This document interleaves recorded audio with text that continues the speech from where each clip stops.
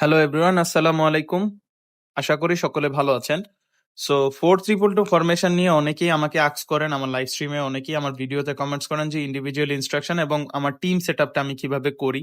So normally আমি হচ্ছে যে আমার যেই প্রথম সিএফটা থাকে এটা অলওয়েজ আমি গোল পোচার রাখার ট্রাই করি, যেটা আমার লেফট সাইডে, যেহেতু আমি লেফট সাইডে একটু স্ট্রং খেলি, দ্যাটস ওয়াই হচ্ছে যে আমি লেফট সাইডে অলওয়েজ গোল পোচার রাখি।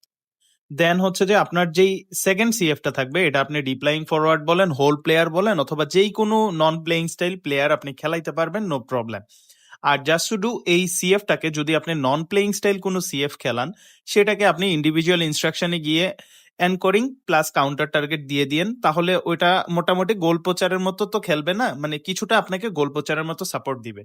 তারপরে আমি আমার লেফট সাইডে এএমএফটাকে আমি হোল প্লেয়ার খেলাই, অ্যান্ড রাইট সাইডেরটা আমি ক্রিয়েটিভ প্লে মেকার খেলাই। সো আপনি যদি রাইট সাইডে স্ট্রং থাকেন, তাহলে আপনি রাইট সাইডে হোল প্লেয়ারটা খেলাবেন এবং লেফট সাইডে ক্রিয়েটিভ প্লে মেকার খেলাবেন। দেন আমি ডিএমএফ এ অলওয়েজ এনকোরমেন্ট সাজেস্ট করবো। এনকোরমেন্ট আপনার পুরো মিডফিল্ডটাকে অ্যান্ড ডিফেন্সটাকে আপনাকে সলিড রাখা ট্রাই করবে। দেন আরেকটা ডিএমএফ যেটা, এটা আমি অলওয়েজ বক্স টু বক্স খেলাই। সো বক্স টু বক্স খেলাই এই কারণে যেন হচ্ছে যে আমার ডিএমএফ যেহেতু পেছনের দিকে যাবে, আর বাকি যেই স্পেসটা আছে ওইটা যেন ও কভার করতে পারে। সো আপনি চাইলে অর্কাস্ট্রেটর খেলাইতে পারেন, বাট আমি ডেস্ট্রয়ার খেলানোটা মানা করব, কারণ ডেস্ট্রয়ার এই জায়গায় খেলাইলে আপনার ডিফেন্সটা ফাঁকা হয়ে যাবে অ্যান্ড মিডফিল্ডটা ফাঁকা হয়ে যাবে।